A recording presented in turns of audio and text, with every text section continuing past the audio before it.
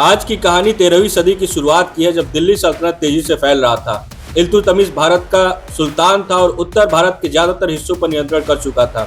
लेकिन एक क्षेत्र ऐसा था जो उसके सामने दीवार की तरह खड़ा था। वो था मेवाड़ और उसके राजा जैत्र सिंह। इल्तुतमिश राजा जैत्र सिंह को हराने के लिए एक बहुत बड़ी तुर्क सेना मेवाड़ की तरफ आगे भेजता है। जैत्र सिंह को ये पता चलता है और वो सतर्क हो जाते हैं। जैत्र सिंह जानते थे कि सल्तनत की सेना मैदानों की लड़ाइयों में बहुत मजबूत है, लेकिन पहाड़ी भूभाग पर उनका अनुभव कम है।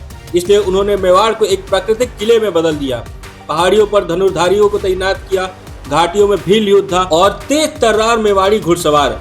उनकी सेना का सिर्फ एक लक्ष्य था, तुर्कों को पहाड़ियों में भटकाना और उनको तोड़ देना।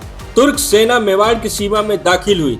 जैसे ही वो पहले संकरी पहाड़ी मार्ग में दाखिल हुए, अचानक उनके ऊपर तीरों का बौछार शुरू हो गया।